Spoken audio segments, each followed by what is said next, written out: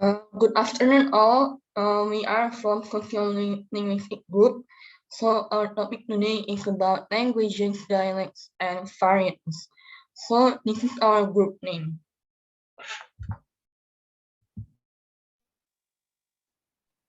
Hello, my name is Enjelina Saragih with ID number 1907-05047. My name is Nisa Pasaribu and my ID number is 19070521.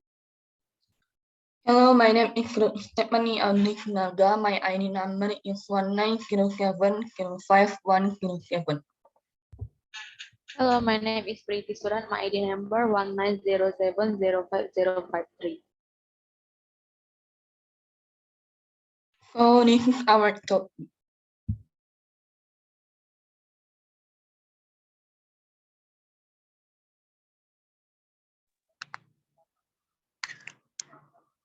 So all languages exhibit internal variation, that is, each language exists in a number of varieties and is in one sense the sum of those varieties. So what is varieties? Hudson in 1996 defines a variety of languages as a set of linguistic items with similar distribution. A definition that allows us to say that all of the followings are varieties: Canadian English, London English, the English of football commentators, and so on. And Ferguson in 1972 offers another definition of variety too. He said, any body of human speech pattern which is sufficiently homogeneous to be analyzed by available technique of synchronous description and which has a sufficiently large repertoire of elements and the arrangement of process with broad enough semantic scope to function in all formal contexts of communication. So Hudson and Ferguson here agree in defining variety in terms of specific set of linguistic items or human speech patterns, which we can uniquely associate with some external factor. And consequently, if we can identify such a unique set of items or patterns for each group in questions, it might be possible to say there are such varieties as Standard English, Cockney, lower class New York City speech, Oxford English, Legalese, cocktail party talk, and so on.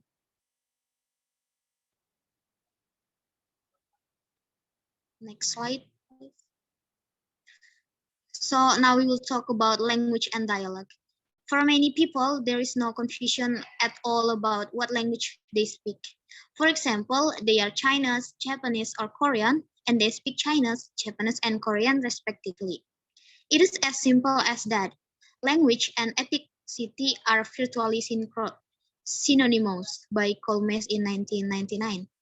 A Chinese may be surprised to find that another person who appears to be Chinese doesn't speak Chinese, and some Japanese have gone so far to claim not to be able to understand Caucasians who speak fluent Japanese. So just as such a strong connection between language and ethnicity may prove to be invaluable in nation building, it can also be fraught with problems when individuals and groups seek to realize some other identity. For example, to be both Chinese and American, or to be Canadian rather than Korean Canadian.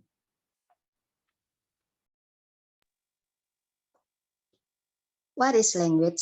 Language is a human communication system expressed through the arrangement or sound or written expression that are structured to form larger units, such as morphemes, words, and sentences. The example of language are Indonesian language, English language, and French language. What is dialect? Dialect is substandard or basic standard of language. Dialect itself is often associated with a person or group. However, dialect is also often associated with language, especially the spoken language in region. The example of dialect: Balinese, and Javanese dialect of Indonesian can be recognized by pronunciation of the T and D sounds.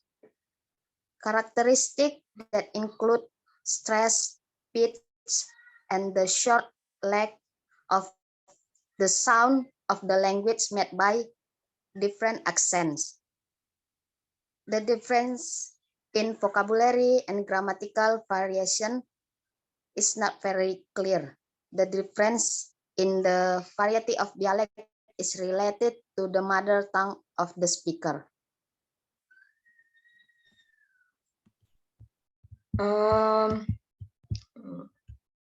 According to Holgem 1966, has pointed out that language and dialect are ambiguous terms.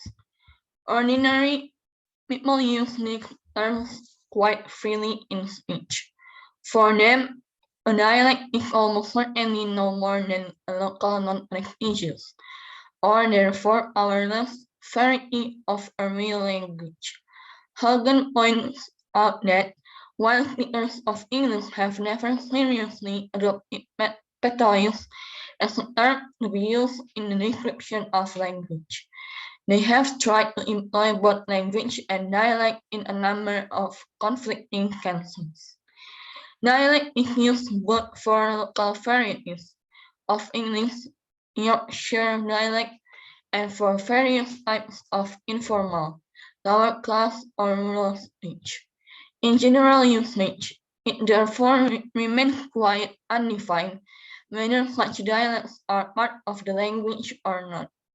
In fact, the dialect is often thought of as standing outside the language. As a social norm, then a dialect is a language that is excluded from polite society. It is often equivalent to non-standard or even substandard when such terms are applied to language, and can connote various degrees of inferiority, with the connotation of inferiority carried over to those who speak a dialect. A final comment seems called for with regard to the terms language and dialect. A dialect is a subordinate variety of a language, so that we can say that Texas English and Swiss German are respectively dialects of English and German. Finally, two other terms are important in connection with some of the issues discussed above: vernacular and coin by Petit 1980.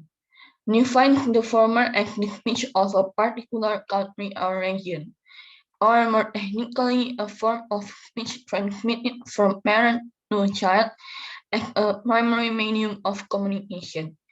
If that form of speech is Standard English, then Standard English is the vernacular of the particular child.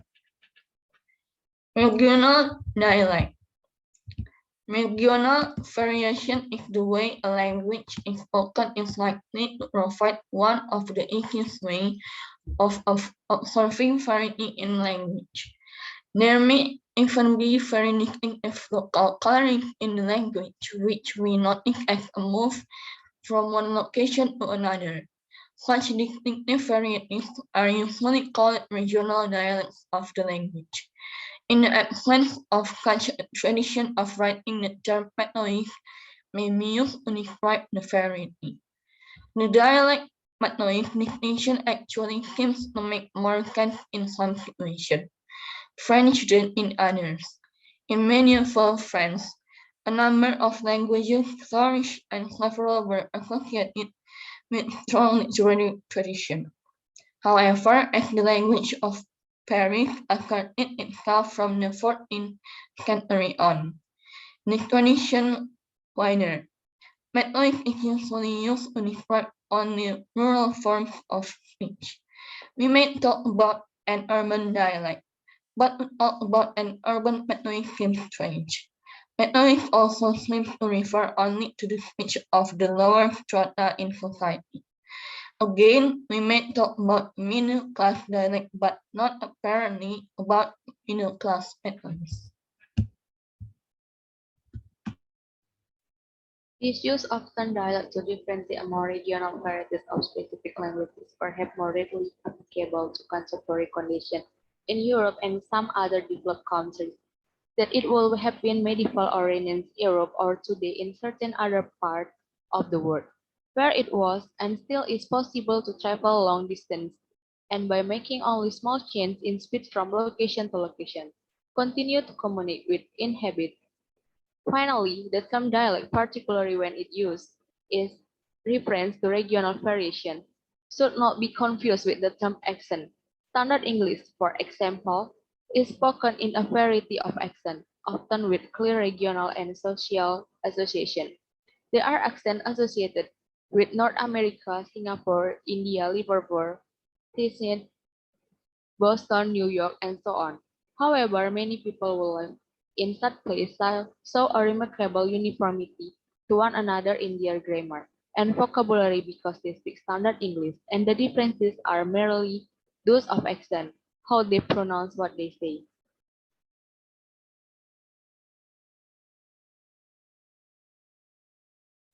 Social dialects. The term dialect can also be used to describe difference in speech associated with various social groups or classes. There are social dialects as well as regional ones. An immediate problem is that one of defining social group or social class, giving proper weight to the various factors that can be used to determine social position, example, occupation, place of residence, education, new persons, old money, income, racial or ethnic origin, cultural background, caste, religion, and so on. Studies in social dialectology, the term used to refer to this branch of linguistic study, confront many difficult issues, particularly when investigators venture into cities. Cities are more difficult to characterize linguistical than are rural hemispheres. Variation in language and pattern of change are much more obvious in city. Example, in family structure, employment and opportunity for social advancement or decline. Migration both in and out of city is also usual a potential linguistic factor. Cities also spread their influence far beyond their limits, and their importance should never be underestimated is in considering such matters as the standardization and diffusion of language.